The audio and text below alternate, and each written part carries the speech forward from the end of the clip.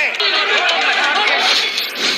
प्रधानमंत्री कहते हैं कि मैंने ऑप्शन दिया है। हाँ, आपने ऑप्शन दिया है, 3 ऑप्शन दिए हैं। पहला ऑप्शन भूख, दूसरा ऑप्शन बेरोजगारी, तीसरा ऑप्शन आतंकवादियों।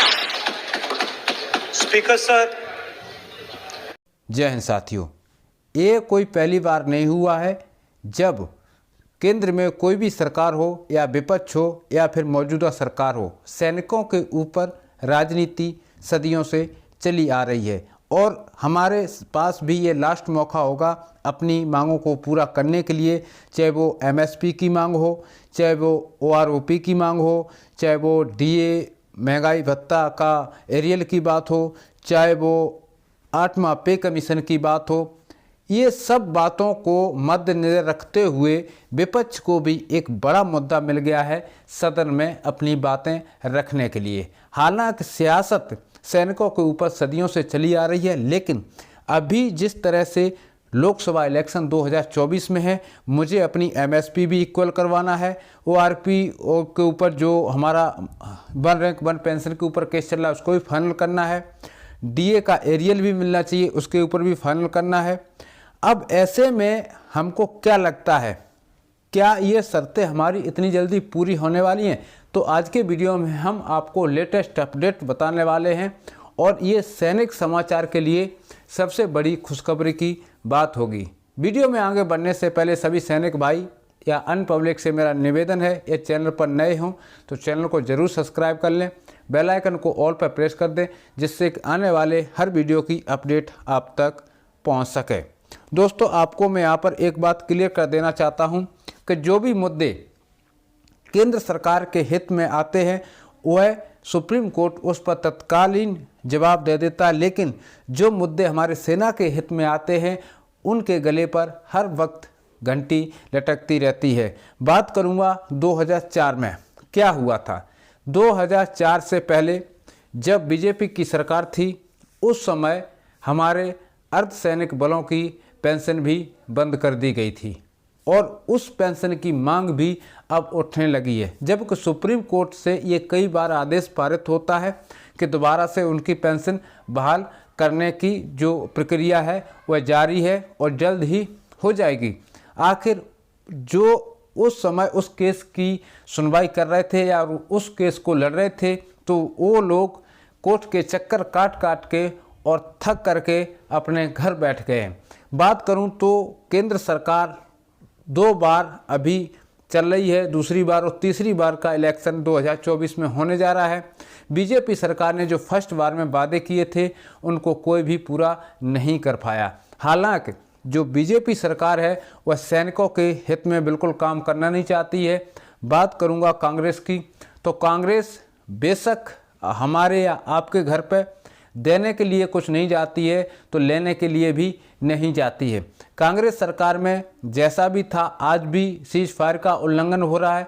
कल ही हमारे सेना के 2 से 3 जवान शहीद हुए हैं, तो सीज फायर का उल्लंघन आज भी हो रहा है और उस समय भी सीज फायर का उल्लंघन होता था। हमारे जो सैनिक हैं सरहद पर उस समय भी शहीद होते थे और आज भी शहीद हो रहे हैं। फर्क इतना है कि उस समय विपक्ष बहुमत में विपक्ष भी था तो उस बात को हवा में उछालने का काम ज़्यादातर होता था। अगर एक सैनिक भी शहीद हो जाता था तो उसको मीडिया के सारे चैनलों पर उसको दिखाया जाता था, लेकिन अगर आज 1 या 10 सैनिक भी अगर शहीद हो जाते हैं तो आम पब्लिक को पता भी नहीं चलता है कि सरहद पर क्या हो रहा है, कितने जवान शहीद हो रहे हैं, कितने क्राइम हो रहे हैं। इनसे कोई सरकार को परवाह नहीं है और सरकार ने ये सब बातों को मद्देनजर रखते हुए जो हमारी मांगें थी पिछले 36 महीने से ज़्यादा हो गए हैं, हमारे जो एक्समैन हैं वह आंदोलन जारी किए हुए हैं। अलग अलग स्टेटों में इसके कैंपिंग बनाए गए हैं और 1 जनवरी 2024 को अब हम ट्रेन रोकने का काम करेंगे। यानी जब सरकारें हमारी जो मांगे हैं उनको नहीं सुन सकती है तो अब हम ट्रेन रोकने का काम करेंगे। तो सारे पूर्व सैनिक भाई एक संगठन जहां पर भी हैं, जिस स्टेट से बिलोंग करते हैं तो उसका काम करेंगे। अगर सरकार हमारी बातें मान लेती है तो हम ऐसा कोई काम नहीं करेंगे। बशर्ते हम ट्रेन कोई भी भारत देश का नुकसान नहीं होने देंगे, लेकिन जो हमारी मांगे हैं उनको सरकार पूरा जल्द से जल्द करने की कोशिश करे। वहीं पर अगर 18 महीने का जो कोरोना काल में हमारा डीए बनता था उस पर भी जल्दी से जल्दी सुनवाई करें। अभी यहाँ पर जो इम्पोर्टेंट न्यूज है वह है IMA की रिपोर्ट में लिखा गया है कि सैनिकों को मिलेगा अधिकार, 18 महीने का डीए एरियल मिलेगा, MSP इक्वल होगी, और जो 1 रैंक 1 पेंशन का सुप्रीम कोर्ट से आदेश पास हो चुका था लेकिन उनको अभी तक कोई भी लागू नहीं किया गया, तो ऐसे में उस पर भी विशेष चर्चा हो सकती है। ये IMA की रिपोर्ट में स्पष्ट दिया गया था। राहुल गांधी ने प्रधानमंत्री के समक्ष उस सदन में प्रधानमंत्री भी मौजूद थे, वित्त मंत्री जी भी मौजूद थी और रक्षा मंत्री जी भी मौजूद थे।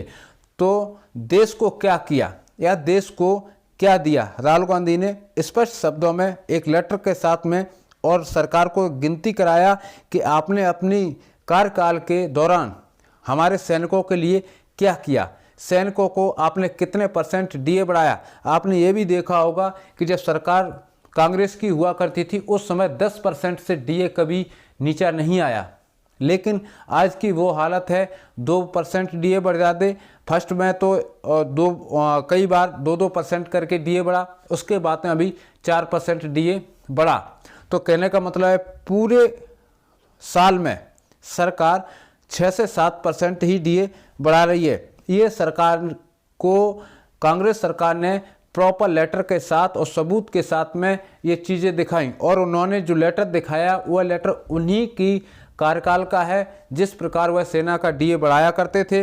ये लेटर उन्हीं के कार्यकाल का है जब कांग्रेस सरकार केंद्र में थी तो कितना % सैनिकों का डीए बढ़ता था, वो सब प्रधानमंत्री को लाइव उन्होंने लेटर के साथ दिखाया, जिस पर सदन में जम करके हंगामा हुआ। प्रधानमंत्री जी हमारे सैनिकों के डीए और जो MSP है, OROP है, इसको लेकर के कुछ नहीं बोले। रही बात 8वां पे कमीशन की, तो दोस्तों 99% 8वां पे कमीशन होगा, लेकिन उसके भी कुछ रूल हैं। वो अभी केंद्र मंत्रालय से या रक्षा मंत्रालय से इस चीज़ पर चर्चा होकर के ही जो भी अपडेट निकल के सामने आएगी आप तक पहुंचेगी। लेकिन जब हमारा 7th पे कमीशन उठेगा उसके लिए इम्पोर्टेंट क्या है, इम्पोर्टेंट ये है कि जो हमारा महंगाई भत्ता है, ये अपडेट रक्षा मंत्रालय से है। जो हमारा महंगाई भत्ता है वह 70% से ऊपर हो जाता है, तो सरकार क्या करेगी कि 50% महंगाई भत्ता काट के और आपकी बेसिक पे में इंक्लूड कर देगी और 20% से डीए रिवर्स करेगी। तो अभी तक सरकार की जो पॉलिसी है वो इसी तरह से समझ में आ रही है, क्योंकि सरकार ने ये भी कहा है कि 70% डीए जब तक नहीं होगा तब तक हम 8वें पे कमीशन के बारे में नहीं सोचेंगे। तो दोस्तों, सेना के हर जवान की जो सोच होती है एक कदम आगे होती है। हमने अनुमान लगाया कि हो सकता है कि 70% डीए सरकार इसलिए करना चाह रही है कि 50% डीए को हम बेसिक पे में मिला देंगे और 20% डीए से हम रिवर्स कर देंगे, यानी 20% से हम स्टार्टिंग करेंगे। लेकिन रक्षा मंत्रालय ने इस पर अभी तक कोई अपडेट नहीं दिया है क्या 8वां जो पे कमीशन होगा या नहीं होगा। लेकिन कहने को तो हज़ार बात है, कोई कुछ भी बोलता है, कोई कुछ भी लेकर के बोल देता है। आपने देखा होगा सोशल मीडिया प्लेटफॉर्म पर अभी 8वें पे कमीशन के लेकर के, एक केवल MSP को लेकर के, OROP को लेकर के और जो हमारा डीए एरियल है उसको लेकर के सुर्खियों में पूरा गूगल, पूरा यूट्यूब भरा पड़ा है। लेकिन हकीकत क्या है आपको ये जानने की कोशिश करेंगे। तो सबसे इम्पोर्टेंट जो बात है, हमारे सेना का कोई भी जवान किसी भी विभाग में जाता है तो आपने देखा होगा वह सावधान पोजीशन में खड़ा रहता है। वह सिविल के अधिकारी से 4 बात करने में हिचकिचाता है। वह डिसिप्लिन्ड बंदा होता है और वो किस तरह से बात की जाती है वो सोचता है कि ये मुझे बोलने का मौका दे। लेकिन आज जो सिविल सोसाइटी है वह इतनी फॉरवर्ड हो चुकी है कि आप एक दिन नहीं, 1 घंटे नहीं, 1 दिन नहीं, 2 दिन तक भी खड़े रहो, वो बंदा वहाँ से उठ के चला जाएगा। लेकिन आपसे ये नहीं पूछने वाला है कि भाई फौजी भाई आप कहाँ से आए हैं और किस लिए खड़े हैं, कोई पूछने वाला नहीं है। अमूमन 80% हमारे सैनिक ऐसे हैं क्योंकि उनको सेना के अंदर जो सिखाया जाता है वही रूल फॉलो ये करते हैं। दूसरी बात यह है कि अनऑथराइज जो होता है वह अनऑथराइज होता है। हम लोग नियम और पालन के सच्चे होते हैं। हम नहीं चाहते कि हम अपने वेलफेयर के लिए देश का नुकसान करूं। नहीं तो हम भी जब अग्निपथ स्कीम लागू हुआ था उस समय युवा भड़के थे, कई ट्रेनों में आग लगा दी थी, कई बसें जला दी थी, सरकार की संपत्ति का काफ़ी लॉस हुआ था। ये नेता तो आज हैं, कल इस गद्दी खाली करके उतर जाएंगे, लेकिन एक सैनिक जीवन भर वो सैनिक कहलाएगा जिसने वर्दी एक बार पहन ली और रिटायरमेंट होने के बाद भी उसको अपने देश से इतना प्यार रहेगा कि मर जाएगा लेकिन देश का नुकसान नहीं झेल सकता, देश की जनता के प्रति गलत भावना नहीं देख सकता। ये हमारे सैनिक का जो सोच होता है वो इसी प्रकार का होता है। इसमें काफ़ी लोग सेना को लेकर के तमाम उल्टी उल्टी तरह की बातें करते हैं कि सैनिक क्या है क्या नहीं है। तो हम सब देशभक्त हैं, लेकिन असली देशभक्त कौन हुआ? वो सफ़ेद कुर्ते वाले या फिर कमांड ड्रेस वाले? तो मैं तो कहूँगा कमांड का मतलब होता है हम सब एक है।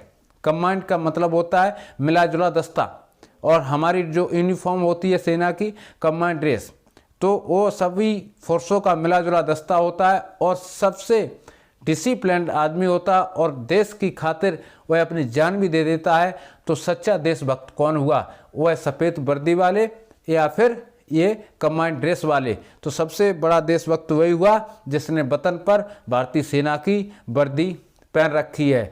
ये तो ऊपर से सफ़ेद हैं और अंदर से काले हैं, इनको बोलते हैं नेता। जब तक इनकी गर्दन नहीं पकड़ेंगे तब तक इनको इन्हीं की भाषा में जवाब देना है। तो साथियों, हम सब तैयार रहेंगे और हमें 101% अपनी मांगों को पूरा करने का पूरा अधिकार है, और अधिकार तभी पूरा होगा जब हम सभी का सहयोग रहेगा। सरकार को भी लगना चाहिए कि हाँ, हमने सैनिकों से पंगा लिया है, और अगर हमारी ये मांगें पूरी न हुई तो 2024 को कोई वोट बीजेपी को नहीं जाएगा। मेरी तरफ से किसी भी पार्टी को देना, इससे मुझे कोई भी आपत्ति नहीं होगी, और ना ही मैं कहता हूं कि मेरे लिए यह पार्टी खास है। जो मेरे लिए काम करे, जो देश हित के लिए काम करे, वही मेरा होता है, और जो देश अहित के लिए काम करे वह दुश्मन होता है। उसको सीधा गोली मारने का आदेश होना चाहिए। इस वीडियो में साथियों फिलहाल इतना ही है, और कोशिश पूरी रहेगी कि 2024 लोकसभा इलेक्शन से पहले हम अपनी मांगों को पूरा करने का वादा पूरा कर सकें। इसी के साथ सभी सैनिक भाइयों को जय हिंद।